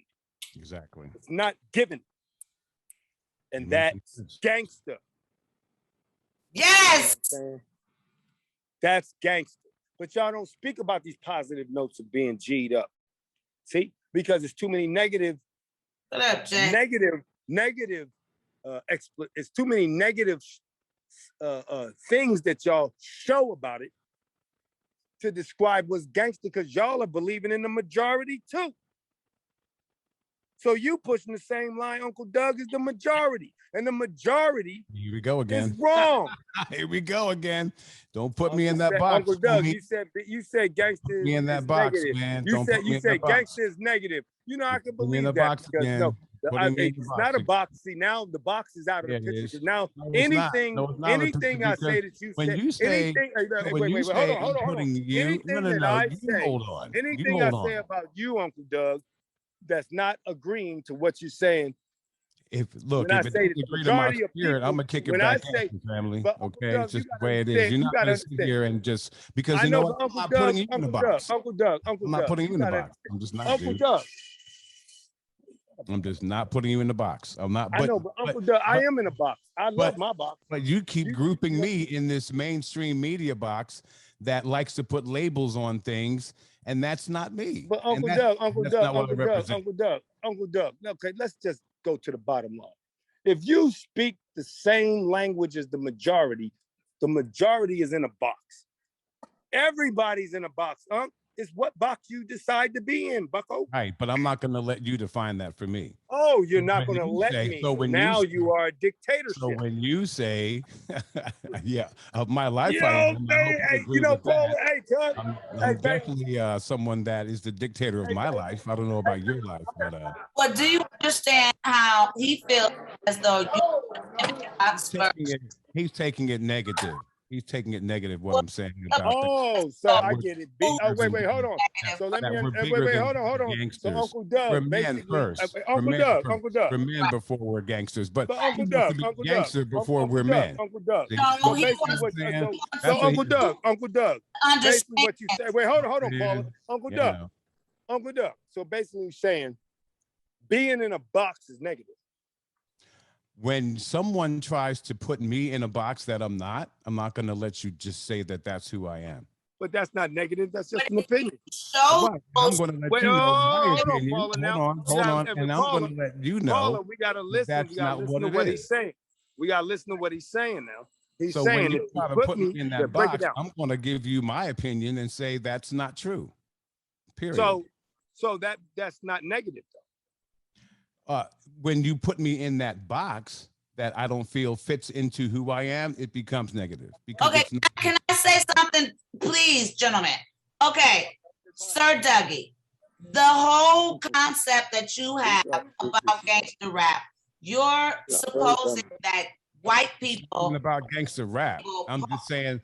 So what I'm using is if you listened like initially, right? I use the term militant. Right, and how militant has a negative statement, right? A negative connotation. No. As of this point, we're realizing opinions. So you're gonna say as in militant, and the way people feel about the word militant, because it's not negative. You can't say militant is a negative. No, that's an opinion. It's negative. So therefore, it's not a fact. The way that it's thrown out. Okay, there you go. What I'm saying is, Malcolm X didn't call himself militant. You feel me? He called himself a progressive person who wanted to change things for the better. But they named him as militant, which becomes a negative term. That's what I'm saying. No. That's what I said. Black people named him militant from our perspective. In our opinion, that was positive. From the white people's perspective, pause, Jiggle. From the white people's perspective, and I can't say black people, let me just say the majority of black people labeled him militant in a positive light. The minority of black people said that he was named militant. When they named him militant, it was negative. Now, the majority of white people said he was militant in a negative way, and the minority of white people said he was militant in a positive way.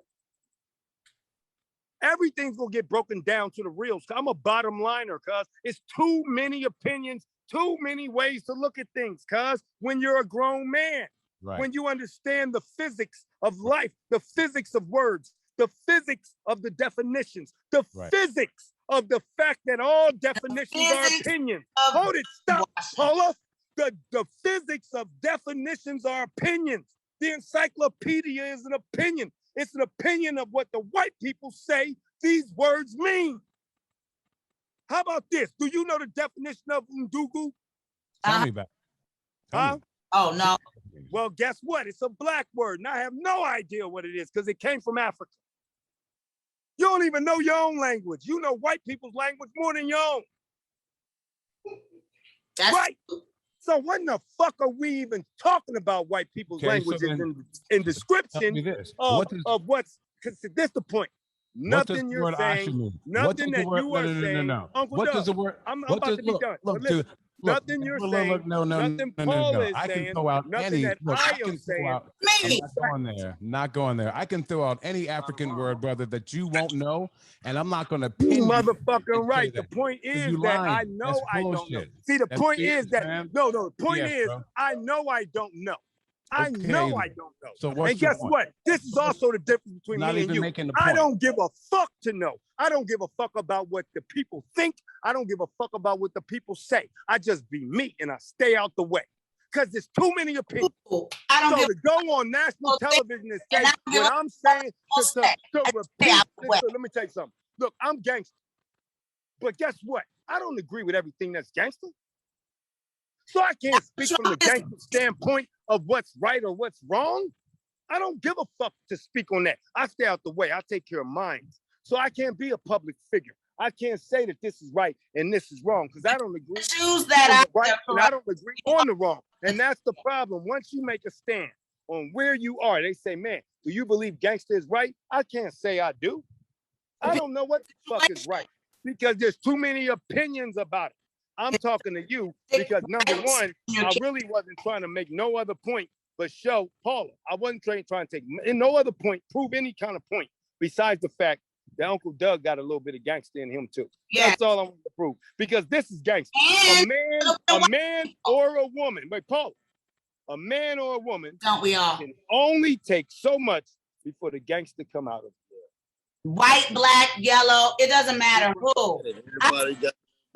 Now, see, that's gangster. What's negative about that? Gangster. If a person, hey, Paula, this is for you and him. If a person, I ain't saying white, I ain't saying no nationality, no color, but I'm saying a person in general. If a person keeps calling you out your name and it gets you ticked off enough, what is it? Hey, wait. And this is only my opinion. Remember, it's not fact. Okay. But my opinion, I describe this reaction as gangster. It's just my opinion. Right. It's just my view. This is gangster to me. Now, your response to this is pivotal to it. So, if a person keeps calling you out your name negatively for so long, will that bring that reaction, a negative response from you? It's not a negative response. Bring what? Okay, you're gonna say it's not a negative response. Now, if I keep calling, wait, hold on, Paula. Wait. I'm used to this. This is East Coast shit. This is West Coast shit. This is North shit. This is South shit. This is human shit. Now, I told you I'm a psychologist by nature. You said it's not negative, right? So if I keep calling you, hey, bitch, you bitch ass nigga, you fucking bitch ass motherfucking nigga. You asked about my response. Fuck your mama, fuck your auntie, fuck your cousin, fuck your family, fuck this. Now, if I keep saying that to you, now, is it going to bring the negative Doug out? Or are you going to tell me your positive Doug is going to be the Martin Luther King's going to come out of you or the Malcolm X? Which one? I don't find either of them to be bad or negative.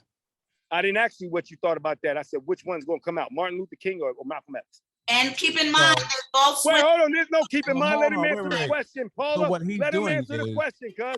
Is the nice guy going to come out or the bad guy? Being nice is being positive and being mean as being negative. That's what he's I'm saying that because if a nigga call you all those names and say fuck your mama and fuck this person and fuck your children and all that, and you be like, have a nice day, and just walk away. Would you do that? For me, pouncing on your ass would not be considered negative. You feel me? That's my point. What's not? Wait. I ain't say to harm him. Negative. I didn't say to hit him. See, you're going into the description of response as far as I'm that's all I'm saying. Just figuratively. That's all I'm saying. How would you cut it up any way you want to cut it up, bro? Okay, I'm gonna just ask this. How would you respond to it? How would you feel? Would you feel like responding to it in a positive way? Mm-hmm. Like I said. Yes, because I think this is positive. This responding to you with. Not me, cuz. From either perspective. From them. From either perspective. Responding to them, because I don't do It's not going to be negative. So if I turn my cheek, that's going to be positive. If I get up in your ass, that's going to be positive too. Exactly. That's my point. And you know what? I consider that gangster. Because if you get in their ass, you know what, Doug? You being such a positive man. Hey, Bailey, check this out, cuz. Him being such a positive man, right? He said, if I turn the other cheek, that'd be positive, right? Wait, hold on, Paula. Listen now. He said, if I turn the other cheek, that'll be positive, right? Yeah. And I think the majority of people will agree. Now, he said also, if I get in that ass, that'll be positive. I don't think the majority of people would agree.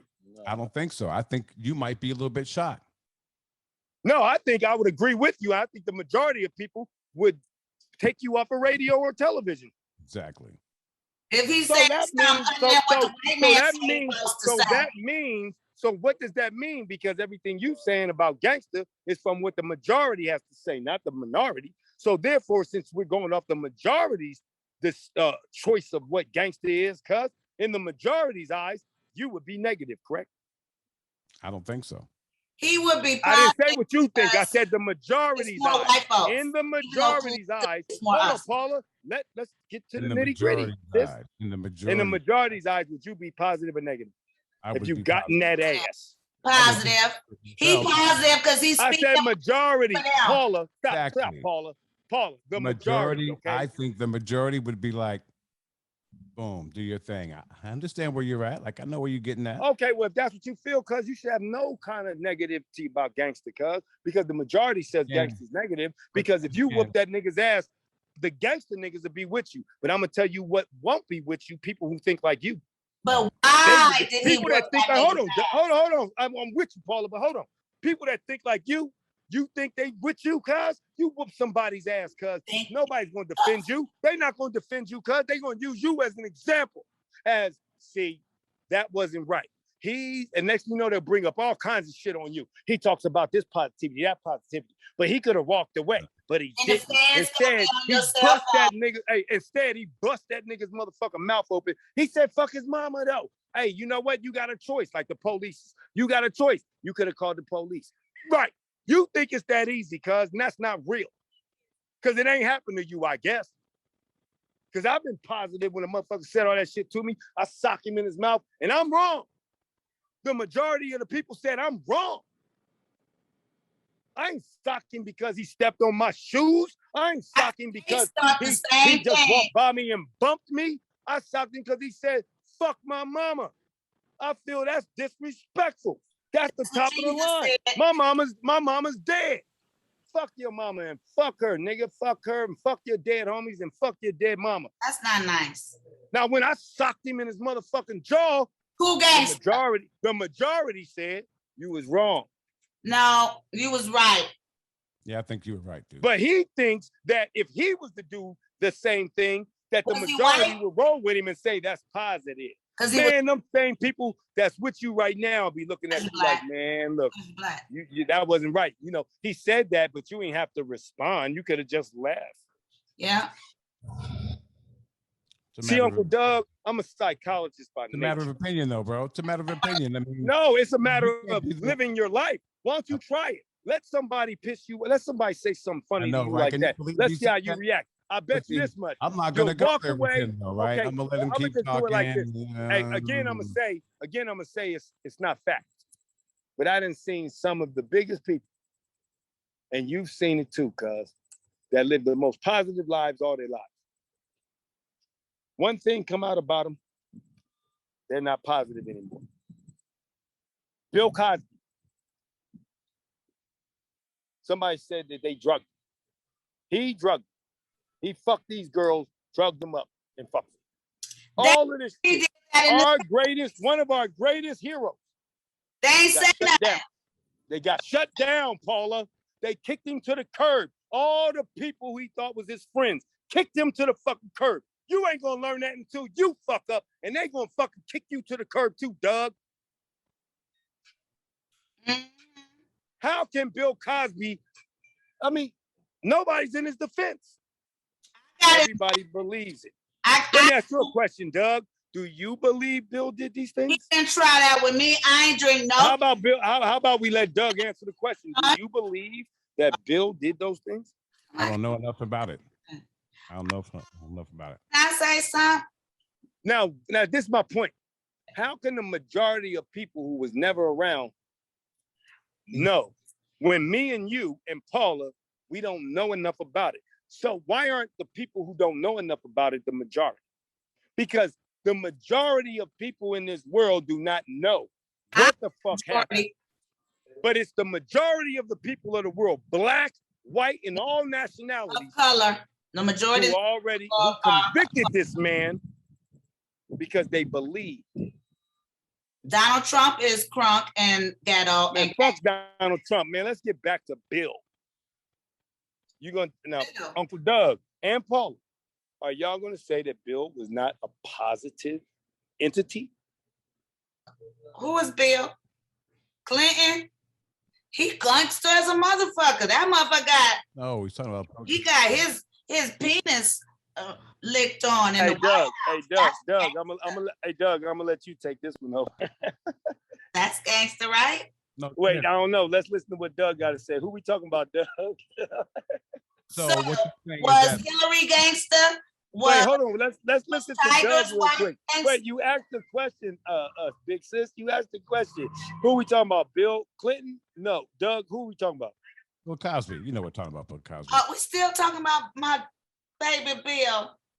No, we just started talking about your favorite Bill, our favorite Bill. And all I was asking Uncle Doug, Paula, was, I'm showing him an example of how positivity can be turned to a total destruction of negativity off of what people say, and we believe it. I'm not we, because I didn't, but everybody else will believe this shit. And then when the majority says that this is what it is, even if it's not, that's what it is. But is it the majority, Gotti, or is it a select group of people who determine what the majority shall be brainwashed to think? Well, that's the key to the majority, Paula, because it's those vast of people who controls the majority. They are the majority. They are the majority. And let's not use no cliche words, man. Let's the Illuminati. See, that's another part of the fucking brainwashing. Now we got a name for these pieces of shits. Man, Illuminati, Goominati, motherfucking Wamanami. Look, these are all just words. They're just words. They're just words of a particular group of people.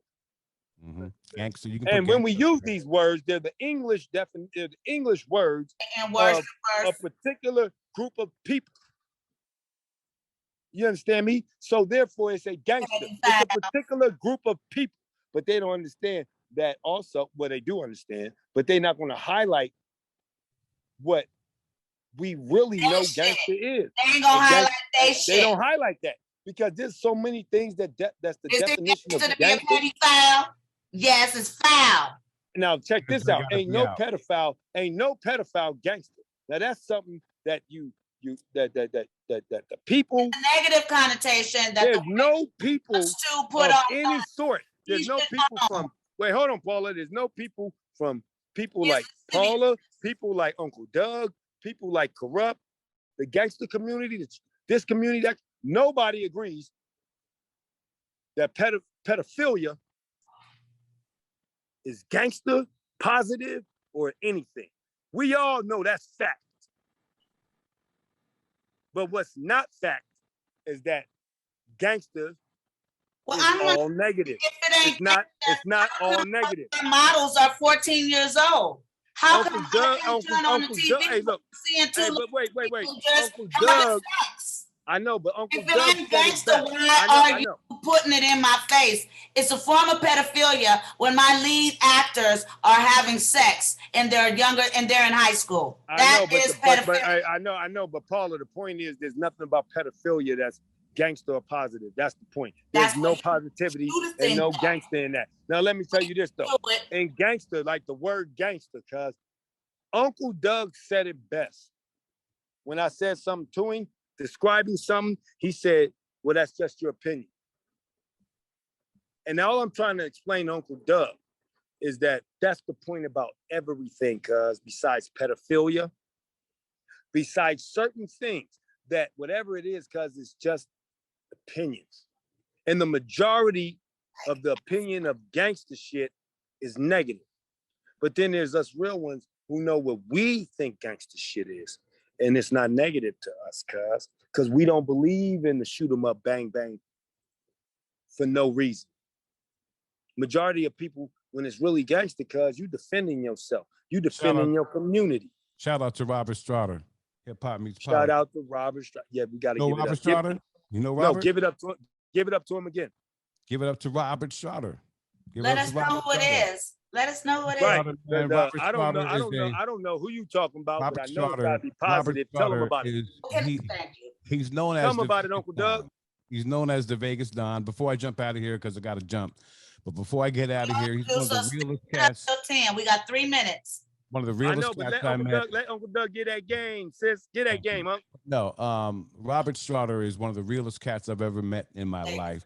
He's from Las Vegas. He's known as the Vegas Don. He was a noted gang dealer, and particularly he was like known as a Don for years. African-American brother, got caught up. Eventually it came back, but he left that game, and now he gives the game back to the kids, man, and educates the kids and on how to be better than he was. Right? Better how to stay away from those pitfalls, even though he made it out. Many doing what he didn't, right? And so now he gives back. He's able to like create, and so I want to give to help kids not take the way that he took. I think Uncle Doug is froze. Well, just to have them think, look at other things, look at other ways of doing things. Look, so let me ask you a question, Uncle Doug. Now let me ask you a question, Uncle Doug. If he hadn't taken hold on. Let's listen to what Uncle Doug. Wait. Before we ask questions, sis, let's listen to this story. It's a real story. Let's just listen to him and let him finish before we ask questions. Anything. That's just what he's dedicated to, man. He's just dedicated to getting the kids straight. The kids from his neighborhood, where he grew up. He wants them to be better than he is. You know what I'm saying? So that's what he does to give back. I got to give a shout out to Robert. That gangster, Dougie? Now stop. Yeah, now sis. Can I ask a question? Hey, no, sis. I just want to make one point, sis. You know what? I was finna hit you with this game because that's real, right? Hold on, sis. I was finna hit you with this game because it's just so real. But this is how you know that Paula is really G'd up. She's really gangster because she hit you with the same thing I was finna say. And Paula, can you hit him with it again? Is that what? Is that gangster, nigga? I call it being a real man. Bam. That's okay. So basically, me and Paula and our community consider it. Cinnamon. Right. Dominant. Okay, let me rephrase that. Paula, so he calls it that. What do you call that? Wait, hold on. Let's go again. Doug, what do you call that he did? Call it being a real man. Good job. Paula, what do you call what this man has done? Gangsta. Self-explanatory. So basically, applause button. Basically, Uncle Doug. Oh, that was nice. I like. No, hold on, Paula. I'm gonna break it down in the. Paula, I'm gonna break it down in a nutshell because this series is called "What's Gangsta." Paula J and Kurupt, the forum. We speak about real shit. And this is for y'all. Gangsta. This is for them. This is for them, Paula. So reality. Now, basically, what I'm getting out of you, from what I observed, and analyzed through all our conversations. You have your definition, and we have ours. What we call gangster, you call being a man. Because to us, being a man is gangster. Right. So we speak in the same terminology. So don't you allow these other people to tell you that the definition of gangster is what you see on television when they say people got shot. Don't you think that being gangster is rap lyrics about shooting people and murdering motherfuckers in the streets? Don't you, from now on in the rest of your life, think being gangster is motherfucking committing robberies and crimes and murders? You want to know what's gangster? You talk to a real gangster nigga, and you'll find out that everything that everybody taught you about being gangster is false. Because you just described a real gangster who was about that life, and then he switched his life and did positive things. Now, see, that switch is what we call gangster. That's because, you know what? I'm not even going to go there because I got to go. We can do a part two. I love you. But I'm just speaking. Hey, look, I love you. I know you got to go. And, thank you for being a part of the show. Hey, thank you for being a part of it. Thank you for, hey, look. And thank you for dealing with my. Hey, y'all let everybody know y'all love each other. Look, Uncle Doug. Because it's a forum. I know, but everybody got an opinion. Like an asshole. Uncle Doug, thank you for being a part of the show, and thank you for dealing with my bullshit. I'm a youngster. I'm just a youngster. But also, Uncle Doug, I'm going to tell you like this. We love you. Vice versa. Yes, sir. And I'm going to tell you this also. You educated me in a lot of ways, too. And vice versa, bro. Vice versa. Same here. And see, that's what good. Doug. And I'm a woman, and I educated somebody out there, too. And Paula, I'm sorry that we kept throughout the conversation because it was a man thing, you know what I'm saying? I'm sorry, it was a man thing, you know what I'm saying? It was a gangster thing. It was a gangster thing. Look at you, Unc. Look at you, Unc. No, Unc. It was a man thing. And a woman. I mean, Paula, you was the mediator. Yeah. You know what? She tried. She tried her best. You know what? Okay, and on that note, I'm about to get gangsta. Oh, shit.